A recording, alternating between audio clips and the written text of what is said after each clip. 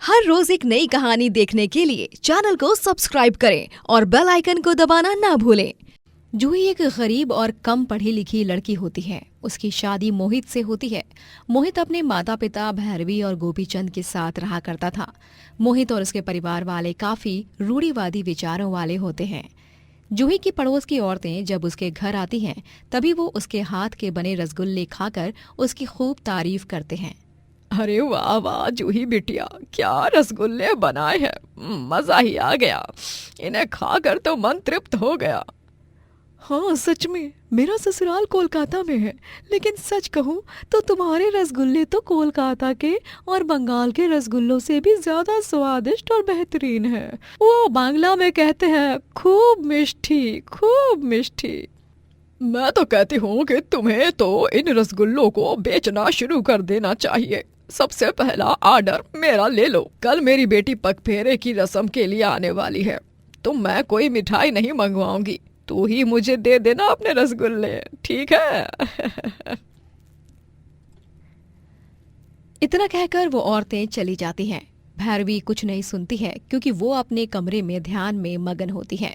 वहीं गली की औरतों की बातें सुनकर जूही को रसगुल्ले बेचने का सुझाव बहुत अच्छा लगता है।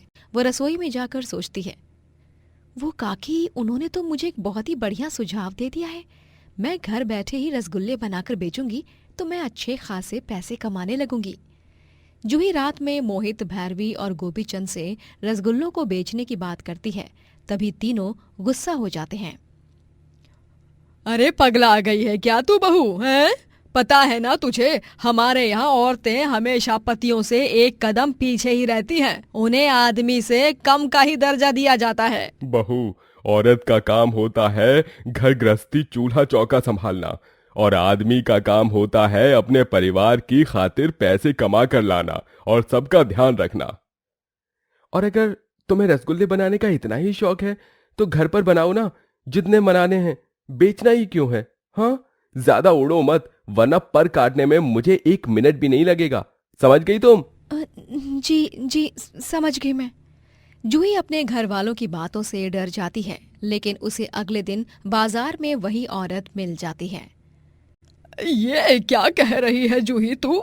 अरे नहीं नहीं, ऐसा मत कर। शाम को मेरे घर पर मेरा पूरा परिवार इकट्ठा होने वाला है।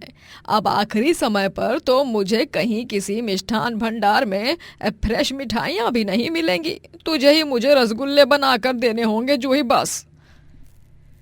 लेकिन काकी, मैं नहीं बना सकती। आप समझने की कोशिश कीजिए। अरे बेटा, अब तूने जुबान दी थी, इसीलिए मैं तेरे भरोसे पर रही। अब ऐसा मत कर, बना लेना किसी बहाने से। या फिर एक काम करते हैं, मैं भैरवी को किसी बहाने से बाहर ले जाती हूँ, तू झट से बना देना। ठीक है काकी, अब आपको जुबान दी है तो करना तो पड़ेगा ही। वो औरत भैरवी को अपने साथ किसी बहाने से बाहर ले जाती है और जूही घर पर फटाफट रसगुल्ले बना लेती है, और इस तरह वो अपना पहला रसगुल्ला ऑर्डर पूरा करती है। ऐसे ही अब उसे कई सारे लोग बाहर ऑर्डर देने लगते हैं, और जूही जब घर पर कोई नहीं होता तभी रसगुल्ले बनाती और अपने ऑर्डर्स पूरा करती है। जूही इस काम से अच्छे खासे पैसे कमाने लगती है, और वहीं वो उन पैसों को गुल्लक में जमा करने लगती है। एक दिन तो उसके ऑर्डर्स ही खत्म नहीं होते। हे भगवान, अब मैं क्या करूं? आज के मेरे ऑर्डर्स तो पूरे ही नहीं हुए हैं। पापा जी और माँ जी के मंदिर और वॉक से आने के समय भी हो रहा है। अभी भी और 3 बॉक्स भर के रसगुल्ले बनाने हैं। क्या करूं मैं, क्या करूं? जूही को कुछ सूझ नहीं रहा होता है। तभी अचानक से घर की डोरबेल बजती है, और तभी जूही बहुत घबरा जाती है। वो फटाफट सारा सामान 2 मिनट के अंदर समेट लेती है और भैरवी और गोपीचंद को घर के अंदर लेती है। क्यों रे, क्या घोड़े बेचकर सो गई थी जो दरवाजा खोलने में 20 साल लगा दिए? 20 साल नहीं भैरवी, 2 मिनट। लेकिन मेरी दुनिया में 1 मिनट 10 साल के बराबर है। हाँ, और ये क्या, घर में मीठी मीठी महक कहाँ से आ रही है? कहीं तूने कोई मिठाई विठाई तो नहीं बनाई ना बहू? नहीं तो माँ जी, क्या आप भी कैसी बातें कर रही हैं आप? बिना किसी शुभ काम के मैं मिठाई क्यों बनाऊंगी भला? हाँ, वो भी है। इस बार तो जूही बाल बाल बच जाती है, लेकिन एक दिन अचानक से भैरवी घर की चाबी से बाहर से दरवाजा खोल लेती है और वो जूही को घर में चुपके से रसगुल्ले बनाते हुए पकड़ लेती है। पकड़ लिया। जिस बात का मुझे शक था आखिर वही सच है। तू हम लोगों से छुप छुपा कर रसगुल्ले बेचती है ना। तुझे शर्म नहीं आई ये सब करते हुए? हैं? तुझे हमने उसी दिन समझाया था ना कि हमारे घर की बहुएं ये सब काम धाम नहीं करती। तो तुझे एक बार में समझ क्यों नहीं आई? हैं? माँ जी मुझे माफ कर दीजिए, मैं आइंदा फिर कभी ऐसा नहीं करूंगी। फिर तूने ये कभी काम करने की जुर्रत भी की ना तो मुझसे बुरा कोई नहीं होगा, समझ गई तू? जूही का ये काम बंद कर दिया जाता है। वो अब ऑर्डर्स नहीं लेती और सिर्फ घर का काम ही किया करती। भैरवी ने गोपीचंद और मोहित को भी जूही के चुपचाप रसगुल्ले बेचने के बारे में बता दिया था। कुछ दिनों बाद मोहित की नौकरी छूट जाती है और वो घर पर ही बैठा रहता है, जिस कारण अब उन पर आर्थिक समस्या आ जाती है। एक हफ्ते में 25 जगह इंटरव्यू दे चुका हूँ, लेकिन उसके बावजूद भी मुझे कहीं पर नौकरी नहीं मिली। पता नहीं क्या होगा, कैसे कटेंगे हमारे दिन। हाँ ना बेटा, राशन थोड़ा सा ही बचा है। अगर वो खत्म हो गया तो हमारे खाने के भी लाले पड़ जाएंगे। तभी जूही उन लोगों की बातें सुनकर सोचती है, बस बहुत हुआ इन लोगों का, अब मैं इनके दबाव में नहीं आने वाली। बात अब मेरे परिवार की है, मुझे अपने परिवार को संभालना ही होगा। क्या हुआ जूही बहू, तुम किस सोच में पड़ गई? पापा जी, वो मेरी बहन की तबीयत बहुत खराब है। क्या मैं कल से दिन में 5 से 6 घंटे वहाँ उनसे मिलने जा सकती हूँ, कुछ दिनों के लिए, जब तक वो ठीक नहीं हो जाती? ठीक है, लेकिन घर के काम को निपटा कर ही जाना होगा तुझे। जी आप उस सब की चिंता मत कीजिए। जूही अपने घर वालों को झूठ बोलकर गांव के बाहरी इलाके में जाकर रसगुल्ला ठेला लगाती है और रसगुल्ला बेचना शुरू करती है। लोगों को उसके रसगुल्ले बहुत पसंद आने लगते हैं। वो रोज करीब 6 घंटों तक रसगुल्ले बेचती और घर चली आती। 1 महीने तक वो ऐसा ही करती। एक दिन अचानक से घर मालिक अपने आदमियों के साथ आ जाता है। चलो चलो, हमें कुछ नहीं सुनना है, जल्दी से इस मकान को खाली करो। अगर वक्त पर किराया नहीं दे सकते तो मैं तुम लोगों को यहाँ नहीं रख सकता। लेकिन साहब, मेरी बात तो सुनिए। उतने में वहां पर जूही आ जाती है, जो घर मालिक को सारा किराया दे देती है और वो पैसे लेकर चला जाता है। भैरवी, गोपीचंद और मोहित ये सब देख दंग रह जाते हैं। तभी जूही उन्हें अपना रसगुल्ला ठेला के बारे में बताती है, लेकिन इस बार वो तीनों गुस्सा नहीं होते, बल्कि उनकी तो आंखें ही भर जाती हैं। माफ कर दो जूही, हमने तुम्हें रसगुल्ला बेचने से इतना रोका, लेकिन तुमने हिम्मत नहीं हारी, और तो और तुमने अपने परिवार को बचा भी लिया बेघर होने से। जिस औरत को हम घर के बाहर काम करने के लिए नहीं भेज रहे थे, आज उसी के काम की वजह से हम लोग घर से बाहर निकलने से बचे हैं। तुमने हमारी सोच को गलत साबित कर दिया और हमारी आंखें खोल दी बहू। उस दिन के बाद से जूही पूरे दिन रसगुल्ला बेचती और अच्छे पैसे कमाती। कुछ दिनों बाद मोहित को भी नौकरी मिल जाती है और वो लोग एक खुशहाल जीवन जीने लगते हैं। शिखरपुर का बल्लू बर्गर वाला पूरे गांव में मशहूर था। बल्लू की एक बड़ी सी बर्गर शॉप थी, जहां पर वो स्वादिष्ट बर्गर्स बनाकर बेचा करता। उसके बर्गर्स का स्वाद सबसे हटके और अनोखा था, जो उसे स्पेशल बनाते। माइंड ब्लोइंग, मतलब मैं क्या ही कहूँ इन बर्गर्स का।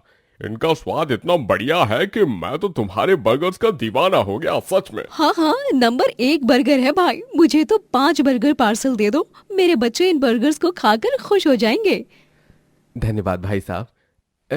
ये लीजिए, ये बर्गर्स लीजिए।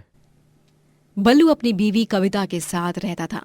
कविता घर बैठे मटके बनाती और उन्हें सजाकर वो बाजार में एक दुकान में बेचती।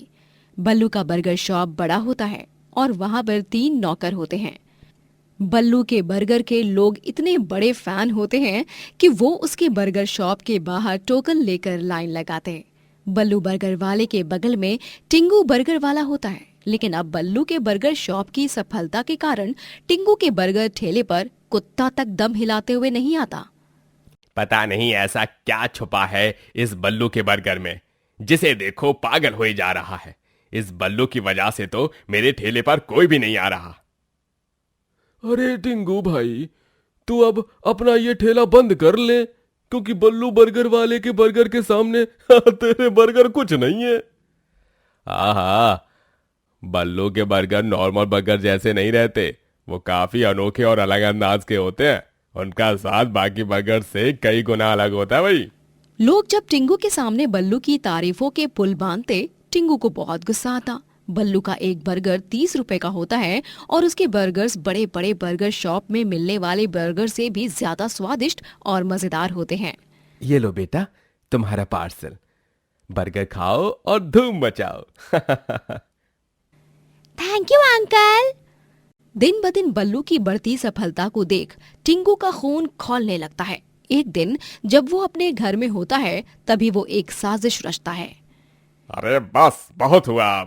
अब मैं उस बिल्लू बर्गर वाले की खुफिया बर्गर रेसिपी को तो कॉपी करके ही रहूंगा और गांव में अपना बर्गर शॉप खोलूंगा और उस बल्लू से भी आगे निकल जाऊंगा।